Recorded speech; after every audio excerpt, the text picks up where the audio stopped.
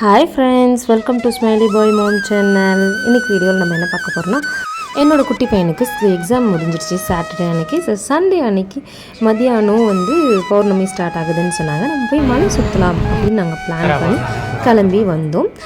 So நாங்கள் மலை சுற்ற ஸ்டார்ட் பண்ணிட்டோம். இந்திரலிங்கம் தான் நான் காமிச்சது. மலையை சுற்றி அஷ்டலிங்கங்கள் இருக்காங்க. நான் ஆல்ரெடி ஷார்ட்ஸ் போட்டிருக்கேன். இன்றைக்கி வீடியோவில் மலை சுற்றுறதுனால வரக்கூடிய பலன்கள் என்னென்ன அப்படின்றத இந்த வீடியோ ஃபுல்லாக சொல்ல போகிறேன். நம்ம குட்டி பையன் கொஞ்சம் நேரம் அதுக்கு ரொம்ப கூட்டம் நெரிசல், அதனால் நாங்கள் தூக்கிட்டு தான் நடந்தோம். முதல்ல நம்ம தரிசிக்கிற இந்திரலிங்கம் தேவர்களின் தலைவன் இந்திரனால் கட்டப்பட்டது. இந்த சன்னதியை வழிபடுறதால நீண்ட ஆயுள் மற்றும் புகழ் கிடைக்கும். இந்த சன்னதியோட மூலஸ்தானம் கிழக்க பார்த்து இருக்குது. இன்னும் கொஞ்சம் தூரம் நம்ம நடந்து போனோம்னா ரெண்டாவது லிங்கத்தை நம்ம தரிசிக்கலாம், அக்னிலிங்கம். அக்னிலிங்கம் தென்கிழக்கே பார்த்த மாதிரி மூலஸ்தானம் அமைஞ்சிருக்கு. அக்னி தேவனால் கட்டப்பட்டது. இந்த வழிபடுறதால புகழ் மற்றும் நோய்கள் எல்லாம் தீரும். கிரிவலம் செய்ய நினைச்சு ஒரு அடி எடுத்து வைத்தால் போதும், ஒரு யாகம் செய்த பலன் கிடைக்கும். இரண்டாம் அடி எடுத்து வைத்தால் ராஜசூய யாகம் செய்த பலன் கிடைக்கும். மூன்றாம் அடிக்கு அனைத்து யாகங்களும் செய்த பலனும் கிட்டும். மலையை சுற்றி நிறைய கோயில்கள் இருக்குது. இந்த அக்னிலிங்கம் தாண்டி காளியம்மன் கோயில் இருக்குது. அமாவாசைக்கெல்லாம் ரொம்ப சிறப்பாக அங்கே பூஜை பண்ணுவாங்க. நிறைய வாகனங்களுக்கு அங்கே பூஜை பண்ணுவாங்க. இப்போ நான் காமிச்சது தட்சிணாமூர்த்தி சன்னதி ஒன்று அங்கே இருக்குது. இது ரமணாசிரமம். மலை சுத்தரத்தோட பயன்களில் ஒரு புராண கதையும் சொல்கிறாங்க. நரசிம்மர் ரணியவதம் செய்த போது அவரோட மகன் பிரகலாதன் பக்கத்திலே தான் இருக்கார். அவர் சிறு பாலகன்.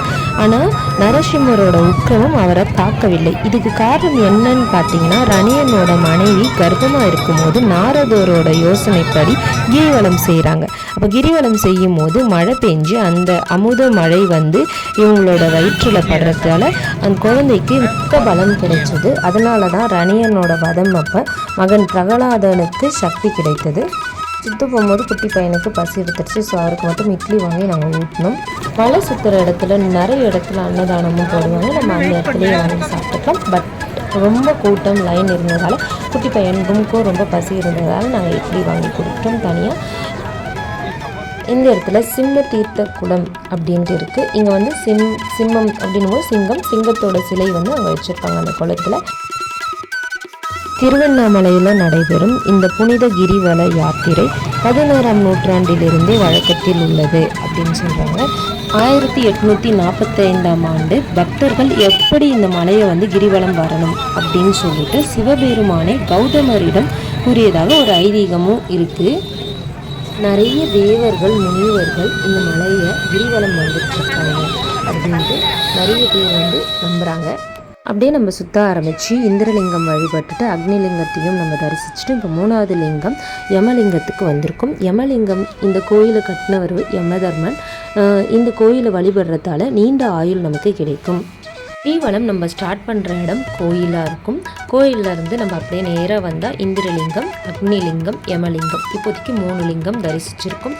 இதே மாதிரி அஷ்டலிங்கங்கள் 8 லிங்கத்தையும் நம்ம வரிசையாக தரிசித்து முடிக்கும் போது நம்ம கிரிவல யாத்திரை முடிஞ்சிடும்.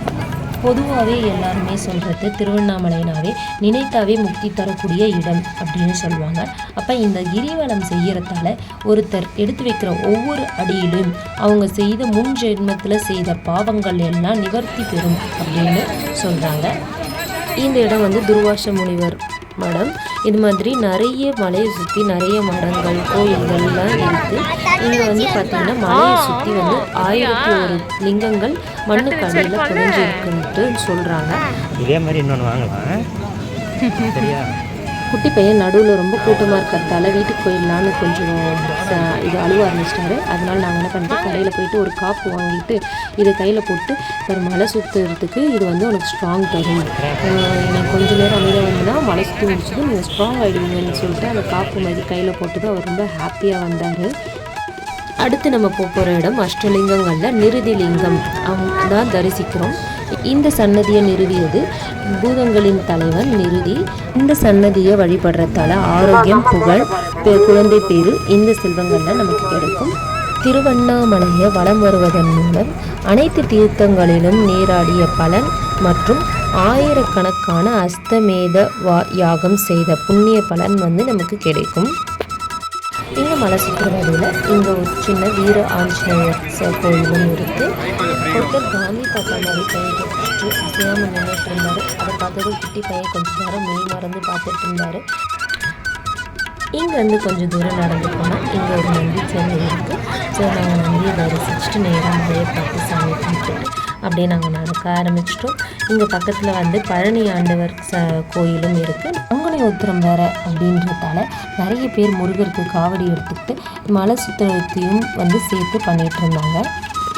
அதே போல் திருவண்ணாமலையில் நடக்கக்கூடிய மகாதீப தரிசனம் வந்து பார்த்தாவே போதும், 21 தலைமுறைகளுக்கு நமக்கு புண்ணியம் கிட்டும். இப்போ வாங்க எந்தெந்த கிழமைகளில் மலை சுற்றுறதால என்னென்ன நன்மைகள் கிடைக்கும் அப்படின்னு பார்க்கலாம்.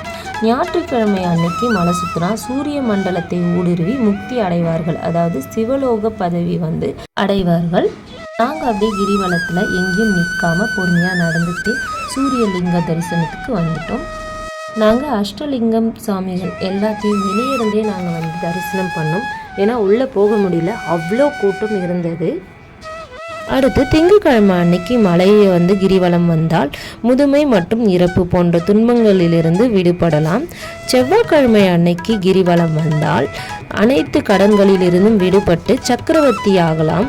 அப்புறம் நாங்கள் எங்கேயும் வெயிட் பண்ணாமல் பொறுமையாக நடந்து அஷ்டலிங்கங்களில் ஒரு லிங்கமான வருணலிங்கம் கிட்ட வந்தாச்சு. இவர் வருணதேவரால் கட்டப்பட்டது. மேற்கு திசையை பார்த்து அருள் தராரு. இவங்க சன்னதியை வணங்குறதால நீர் மூலமாக வரக்கூடிய நோய்கள் எல்லாம் தீர்ந்து போகும். புதன்கிழமை அன்னைக்கு கிரிவலம் வந்தால் சர்வ ஞானியாக மாறுவார்கள், அதாவது ரொம்ப அறிவாளியாக மாறுவாங்க அப்படின்னு சொல்கிறாங்க.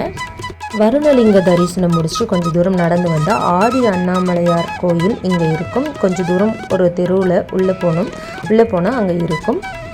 நாங்களும் உட்காராமல் நடந்து போயிடணும் தான் நினச்சோம். ஆனால் குட்டி பையனை தூக்கிட்டு எங்களை 2 பேரும் மாறி மாறி தூக்கிட்டு தான் போனோம். ஆனால் கண்டினியூவாக எங்களால் நடக்க முடியல. அதனால் ஒரு இடத்துல நாங்கள் அப்படியே வந்து உட்காந்துட்டோம் கொஞ்சம் நேரம். வியாழக்கிழமை அன்னைக்கு கிரிவலம் வருபவர்களுக்கு தேவர்களால் கூட வணங்கப்படுவார்கள், அந்த அளவுக்கு புகழ் பெறுவார்கள். வெள்ளிக்கிழமை அன்னைக்கு கிரிவலம் செய்கிறதால செழுமையான வாழ்க்கை அமையணும் மற்றும் விஷ்ணுவின் இருப்பிடத்திற்கே அவர்களை வந்து அழைத்து செல்வார்கள் அப்படின்னு சொல்கிறாங்க. இந்த இடத்துல வந்து சிவசக்தி ஆலயம் இருக்குது. இங்கே சிவபெருமானும் பார்வதியும் அர்த்தநாதீஸ்வரர் ரூபத்தில் சிலையாக இங்கே வந்து வடிவமைச்சு வச்சுருக்காங்க. இங்கே அடி அண்ணாமலையார் திருக்கோயில் சொன்னேன் இல்லையா, இங்கே இந்த தெருவில் போனால் தான் இருக்கும். நான் வந்து அங்கே காமிச்சது வந்து அங்கே ஒரு 300 மீட்டரில் இந்த அடி அண்ணாமலையார் கோயில் வருது அப்படின்ற போர்டு தான் இருந்தது. இங்கே நம்ம வந்து வெறும் காலோடு தான் நடக்கணும். ஆனால் குட்டி பையனுக்கு வந்து கால் வந்து வலிக்குது அப்படின்னு சொன்னார். அதனால் அங்கேயே ஷாக்ஸ்லாம் வைக்கிறாங்க. ஸோ அந்த ஷாக்ஸ் வாங்கி தரோம், நீங்கள் கொஞ்சம் தூரம் நடந்து வாங்க அப்படி சொல்லிவிட்டு அவரை வந்து நடக்க வைக்கிறோம். அடுத்து சனிக்கிழமை அன்னைக்கு கிரிவலம் வரத்தால் உலக வெற்றியை தரும் மற்றும் ஒருவருடைய ஜாதகத்தில் ஏதாவது தோஷங்கள் தீமைகள்லாம் வருதுன்னா அதை எல்லாத்தையும் தடுத்து நன்மையை தரும். இதெல்லாம் இல்லாமல் மகாதீபம் அன்னைக்கு மலை சுற்றுறது ரொம்பவும் சிறப்பான ஒரு விஷயம். இதெல்லாம் இல்லாமல் பொதுவாக பார்த்திங்கன்னா ஒரு மலையில் நிறைய செடி கொடிகள் இருக்குது. அதை சுற்றி நம்ம வந்து நடக்கும்போது அந்த மூலிகை செடிகள்லேருந்து வரக்கூடிய காற்று நம்ம உடம்பை வந்து ரொம்ப ஆரோக்கியமாக வச்சுக்கும். வந்து வாக்கிங் பண்ணாவே அவ்வளோ நன்மைகள் இருக்குது இல்லையா. ஸோ இந்த மலையை வந்து நம்ம சுற்றி வரும்போது நம்ம உடம்புக்கு அவ்வளோ ஆரோக்கியம் இருக்குது. ஸோ ஆன்மீகமாக பார்த்தாலும் அவ்வளோ நன்மைகள் இருக்குது, நம்ம உடம்புக்குன்னு பார்த்தாலும் அவ்வளோ நன்மைகள் இருக்குது. நாங்கள் சுற்ற ஸ்டார்ட் பண்ணும்போது ஒரு 6 மணி இருக்கும். அங்கே ஆரம்பிக்கும் போது முக்கால்வாசி தூரம் வரும்போதெல்லாம் ஒரு 9:30 மணி ஆகிடுச்சு. குட்டி பையனுக்கு தூக்கமும் வந்துடுச்சு. நாங்கள் வந்து என்னென்னமோ சொல்லி அந்த புது ஷாக்ஸ் அவரோட ஃபேவரட் கலர் ரெட் கலரில் வாங்கி கொடுத்து கொஞ்சம் தூரம் நடங்க, ஷாக்ஸ் போட்டுட்டு அப்புறமா தூக்கிக்கிறோம் அப்படின்னு சொல்லி அவரை சமாளித்து கொஞ்சம் தூரம் நடக்க வச்சோம். அப்படி இப்படின்னு ஒரு 2 கிலோமீட்டருக்கு அவர் நடந்துருக்காரு.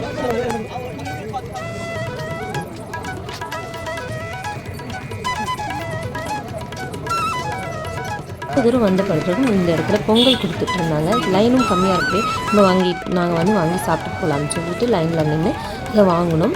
மற்ற எல்லா இடத்துலையும் இலை போட்டு சாப்பாடெலாம் நிறைய இடத்துல போட்டாங்க. அங்கெல்லாம் ரொம்ப கூட்டம் இருந்தது. இந்த இடத்துல கொஞ்சம் பரவாயில்ல. ஸோ நாங்கள் அதை வாங்கி கொஞ்சம் நேரம் உட்காந்து சாப்பிட்டுட்டு அங்கேயே கை கழுவலாம் இடம் இருந்தது. இங்கே உட்காந்து பார்க்கும்போது தான் தெரிஞ்சிச்சு மக்கள் கூட்டம் கடல் போல் பெருகி வந்துட்டு இருக்காங்கன்ட்டு. ஸோ நாங்கள் உட்கார்ற நேரத்தில் அவ்வளோ பேர் க்ராஸ் பண்ணி போனாங்க. அப்போவே நாங்களும் எழுச்சி கிளம்பி வந்தோம். இங்கே வாயுலிங்கம் தரிசனம் பண்ணோம்.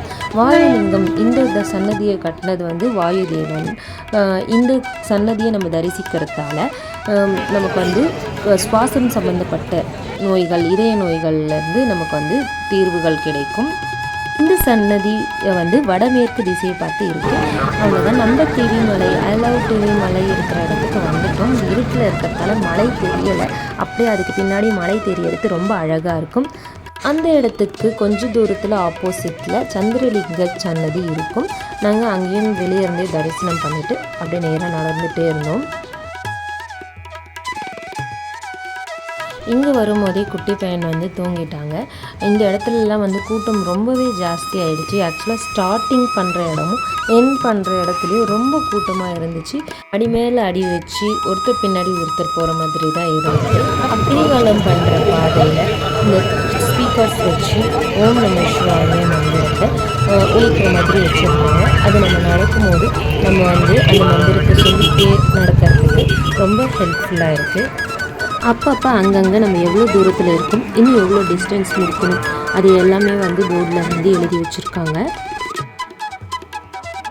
இந்த இடத்துல வந்து நாங்கள் குபேரர் லிங்கம் வந்து தரிசனம் பண்ணோம்.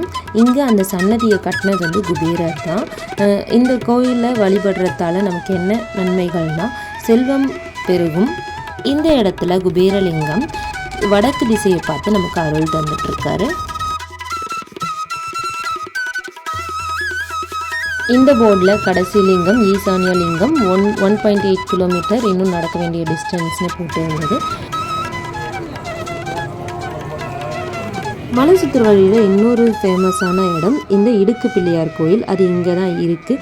இந்த இடுக்கு பிள்ளையார் கோயிலில் 3 வாயில்கள் இருக்குது. அந்த 3 வாயில்களும் நேர்கோட்டில் இல்லாமல் இருக்கிறதால இந்த கோயிலில் நம்ம வந்து படுத்து நெளிந்து வளைஞ்சு தான் நம்ம வந்து வெளியே வர வேண்டியதாக இருக்கும். அதனால் குழந்தை பேரு கிட்டும். ஏன்னா அதில் படுத்து நெளிஞ்சு வரத்தால் நம்ம உடம்புல கர்ப்பப்பையில் இருக்க கோளாறுகள் எல்லாம் நீங்குமாம்.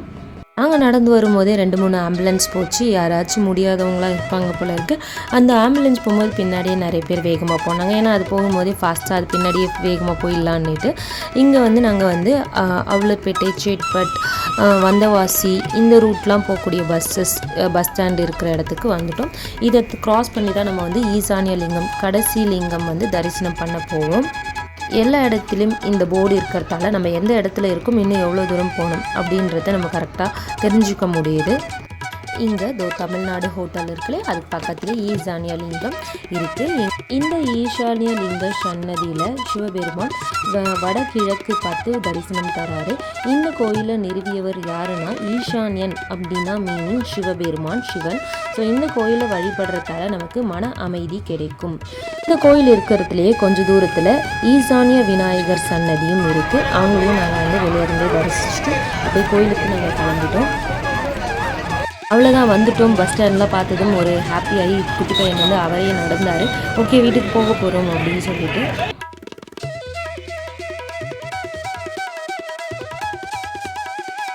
நாங்கள் பஸ் ஸ்டாண்ட் கடந்து வந்தோம். இந்த இடத்துல வடக்கு மாத வீதியில் முருகர் கோயில் ஒன்று இருக்குது. பங்குனி உத்திரம்ன்றதால இங்கேயும் வந்து நல்ல லைட் செட்டிங்ஸ் பண்ணிகிட்டு இருந்தாங்க. அங்கேருந்து கொஞ்சம் பக்கத்துலேயே வந்து ஆறுபடை முருகர் கோயில் இருந்தது. அங்கே வந்து வெளியவே சாமி வச்சு பூஜைகள்லாம் பண்ணிகிட்டு இருந்தாங்க. ஸோ இங்கேயும் நாங்கள் வந்து சாமியை தரிசிச்சுட்டு கிளம்பினோம். அப்புறம் நம்ம முடிக்க போகிற இடமும் நம்ம கண்ணில் படுது, பெரிய கோயில் கோபுரம். ஸோ அப்படியே நாங்கள் வந்து அந்த கோபுரம் பார்த்துக்கிட்டே நாங்கள் வந்து நடந்து போயிட்டுருக்கோம் கோபுரத்தை தரிசிக்க. இந்த இடத்துல பயங்கரமான நெரிசல். நாங்கள் வந்து பொறுமையாக வெயிட் பண்ணி கற்பூரம் ஏற்றி சாமி கும்பிட்டுட்டு அப்படியே நாங்கள் வீட்டுக்கு கிளம்பிட்டோம்.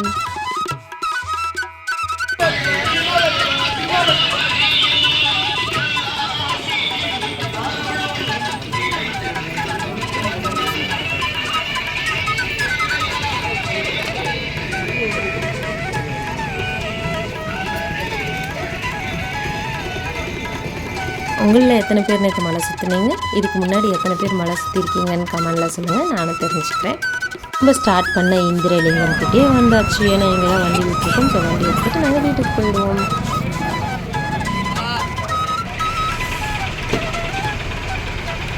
மலை சுற்றி முடிச்சிட்டோம். ஹாப்பி தானே? இதை தானே எக்ஸ்பெக்ட் பண்ணேன். சூப்பர்டா பாய்டா. அவ்வளோதான் ஃப்ரெண்ட்ஸ். இந்த வீடியோவில் நான் சொன்னதில் உங்களுக்கு பிடிச்சிருந்துச்சுன்னா லைக் பண்ணுங்கள், ஷேர் பண்ணுங்கள், சப்ஸ்கிரைப் பண்ணுங்கள். தேங்க்ஸ் ஃபார் வாட்சிங். Bye by.